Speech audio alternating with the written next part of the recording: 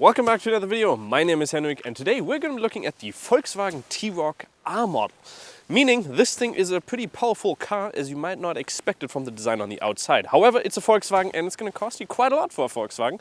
Starting at 52,260 euros in Germany. Our test vehicle with all the extras is going to cost you 64,940 euros. So quite a mind-boggling amount, but under the hood you actually get a pretty decent engine. First of all, you can see outside that we do have the R model with, for instance, the R design in the front. You also get that in the R line if I'm not totally mistaken. But in general, you don't get that wow effect from the outside. It doesn't look special, it doesn't look like, okay, this thing is gonna tear me apart on the Autobahn or something like that. You do have some touches down here, some intakes on the side, but in general, nothing that you might expect from this kind of car. You also have a whole daytime running light bar down here and also the IQ lights on the side here, so those are matrix lights. Let's take a look under the hood. For 64,000 euros, you also don't get any dampers on your hood, which is a little bit unfortunate, so you have to put it in with this thing. In here we have our 4-cylinder engine, which doesn't look special, but it actually produces 300 horsepower, 300.476 horsepower. And it's going to give you 400 newton meters of torque as well. It's going to get you from 0 to 100 in 4.9 seconds. Vmax of 250 kilometers an hour. And it's also a 2-liter engine, I didn't mention that. So it really is, in Germany we say a wolf in a sheep's clothing, or Wolf im, ja, das habe ich vergessen, im Schafspelz. That's how you say it in German. I don't know if you can translate that into the English, but it's something you might not you might not expect it from the car, but this thing is pretty powerful. So let's do a 0 to 100 test to see if we can actually reach 4.9 seconds in these winter conditions. So for the 0 to 100 test, we're going to press the R button on here to put us into the race mode. And you might have heard that up here there is the sound generator, and I think there's a problem with it because you can hear, yeah, it is maybe like a screw loose or something. It doesn't sound the best. We're going to try our 0 to 100 test, winter tires and also some very wet condition here. So let's see if we can get it from 100 or from 0 to 100. How quick?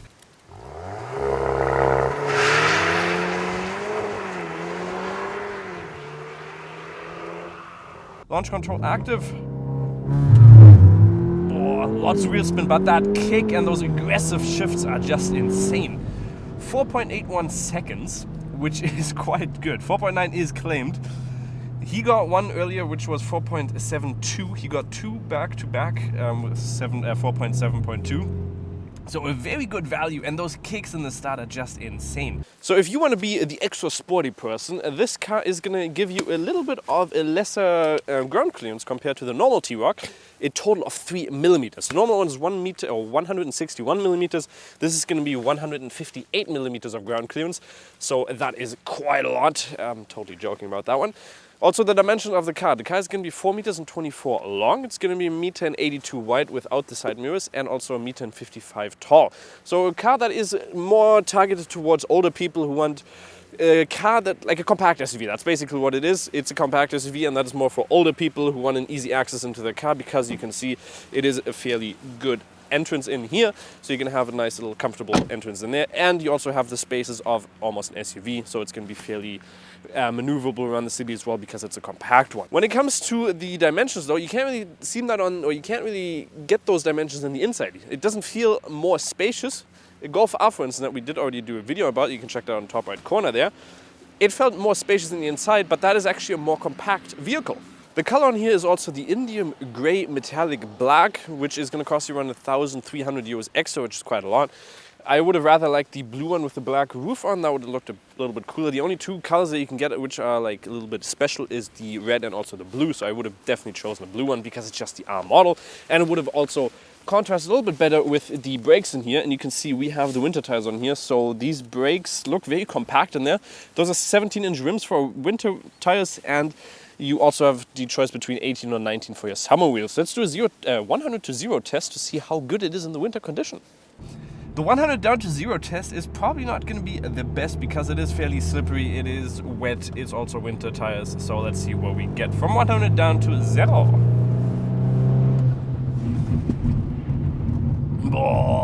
Okay, that's a lot of slipping right there. 3.1 seconds, I think that's actually quicker than what you got. No, 44 meters, okay, he got 42 meters.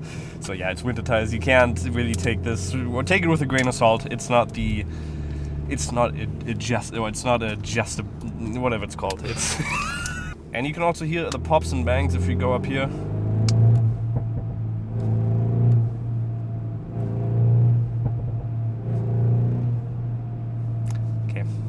does them better. I can't do them that great. But between 3,000 and 4,000, that's where they pop. I'm not the greatest at it, but yeah, it's fairly insane. So let's take a look at that Akrapovic exhaust. So you have two options for the car. Either you can smoke a lot of cigarettes, or you can also get the Akrapovic exhaust, which is going to cost you 4,180 euros extra. These do sound pretty cool, and they really are a highlight of the car because they do a lot of pops and bangs, which I'm surprised is still legal in Germany, this exhaust system. But 4,000 euros is quite a lot, so you can either get a lot of cigarettes or you can get that, whatever you want. Those do sound pretty cool. We're going to do a cold start and also a sound test here for you now.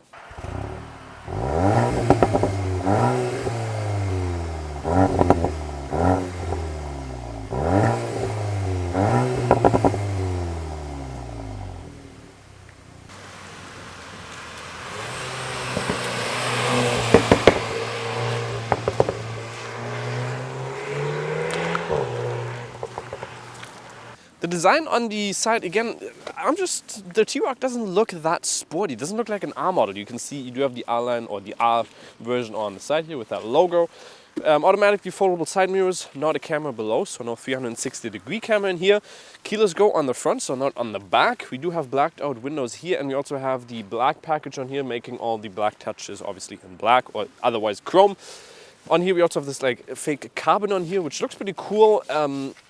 Yeah, but it's like the only special thing about it from the side. And if we go on to the back, the other thing is that, well, the design again is not that special. You do have the R logo on here. Otherwise, you have some fake outlets there, which is not the greatest, or intakes, whatever you want to call them. We don't have a big spoiler in here. Golf R, for instance, had a way bigger one. Like I said, you can check that video out. The only special thing, again, is the exhaust. Roof capacity is also 75 kilograms, and you do also have a towing capacity on here of 1,750 kilograms, which is quite decent.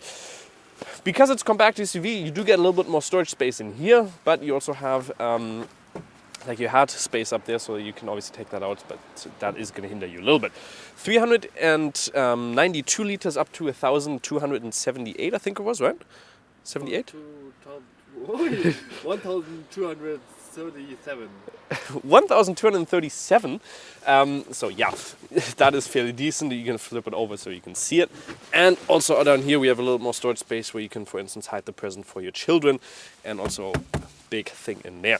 That's also where your first aid and stuff like that is gonna be. And if we move on over to the side, we also have our fuel tank on here, which is obviously, it's a combustion engine, so you have E5 or E10 in Germany. It has a fuel tank of 55 liters. Claimed distance or WLTP is around 8.6 up to 9.6. With 9.6 liters, you're going to get a range of around 530 kilometers. But let's see what the real consumption is that we got, or I got. So we definitely weren't able to reach the WLTP claimed consumption rate. We got in the last 2,933 kilometers 13.8 on average. That does include some autobahn driving and stuff like that, and 0 to 100 test, brake test. Still, we did an eco drive in the city as well, so the city and also a little bit of country road.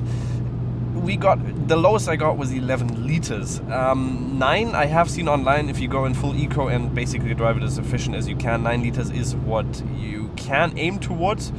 But still, that is very high consumption for a 4-cylinder engine. And with a 13 liter on average, that's what we got. It's fairly high, and yeah. It cost you a lot, yeah, it is going to cost you quite a lot, especially with the fuel price that we have right now in Germany at around, what is it, 180 per liter, right around there. It's fairly high maintenance cost on this car, and something I definitely was surprised by for this car to get a 13 liter consumption. Let's also look at the interior. One thing I really do like is the steering wheel. I do like them in most of the R mods. I think it's also the same in the Golf R that we had. The pedals on here are hard plastic, but they actually feel pretty cool, and they have a nice little, they feel pretty big and just good. Touch sensitive controls in here, I'm not the biggest fan of them. They do look good, but they are just a little bit hard to use. You have a big infotainment display in there, or a digital cockpit, where you can change between the views. For instance, you can have the map on there, and you can also switch between a couple of stuff in there, just so you have whatever you want. Lots of well, things that you can change in there. You don't have a heads-up display, which is a little bit unfortunate. That would have been pretty cool.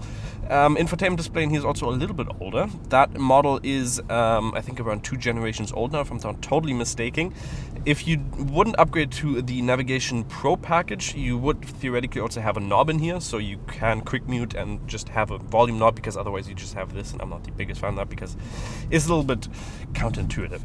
Lots of touch controls in here, which is obviously a little bit unfortunate. For instance, down here our climate controls also touch controls, and those are not feedback. So if you go in here and you look up front, you don't know what you're on right now because you don't have any touch sensitive controls in there, and not like feedback, haptic feedback, which is a little bit unfortunate. I would really like that.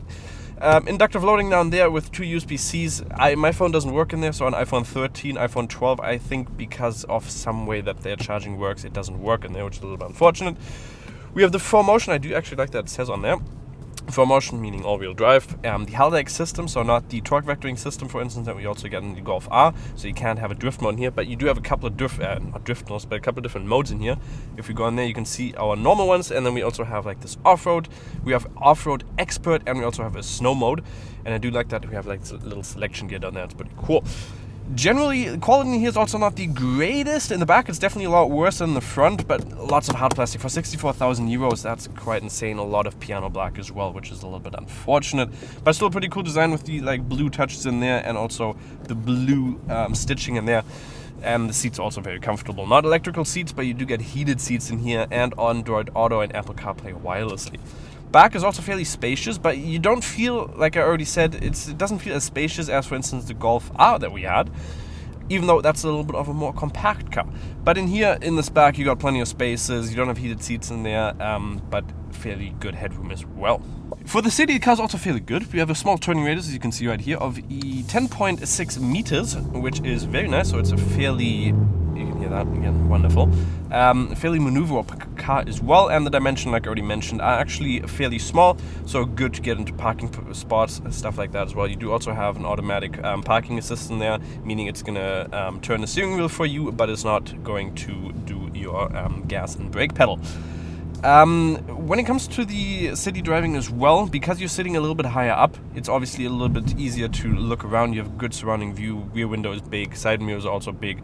Good general clearance where you can, wherever you look.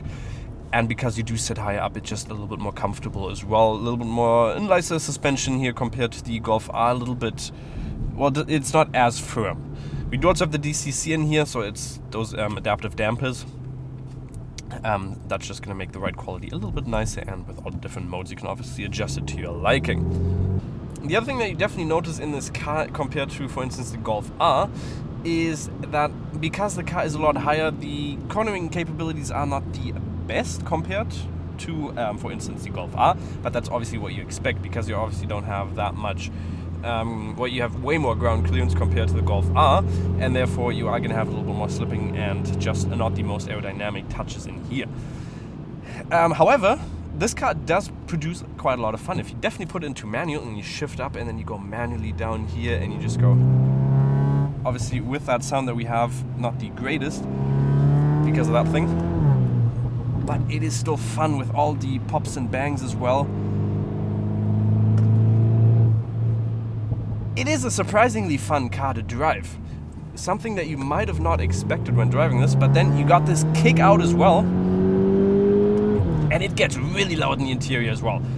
But the ability of this car is surprisingly, well, it's very surprising because you don't expect it when you're looking at it from the outside, and then you see that engine below it, 4-cylinder producing 300 horsepower with 400 Newton meters, 4.9 seconds, 4.72 what we got. It is surprisingly fun to drive. Well, not surprising, I was expecting a fun drive, but still, this car does have a punch to it, it feels good, and it just gives you a good experience when driving. If you're looking at other cars in this segment, you can, for instance, look at a Mercedes GLA 35 AMG. It's going to cost you around, I think, 10,000 euros extra for the starting price, or a little bit more than that, actually, but it's obviously a Mercedes. The other thing that I would personally like the most is going to be the Audi SQ2, which has the same engine. It's going to cost you around 4,000 euros less, or 2,000 euros less. I said 2,000 euros less. But it's obviously an Audi, so it's going to be a little bit more of a premium car. It really depends on what you want. And that car also looks, in my opinion, a little bit cooler. This one just doesn't have that wow effect from the outside. But still a really fun car to drive, obviously with that engine. 300 horsepower, you wouldn't expect it from the car. And it's going to allow you to do some pretty cool stuff, especially with the Akrapovic exhaust. That is going to, however, cost you quite a lot with those 4,000 euros. And I think if you're getting an R model, why are you going over the tree? You could have just gone behind the tree and you went over the tree. You could have obviously also chosen, I completely lost my train of thought there. But if you're getting an R model, you should definitely pick it up. Hopefully you guys did enjoy the video. Hopefully I wasn't too dumb in this video, but hopefully we'll see you next time. Make sure to like and subscribe, and bye-bye.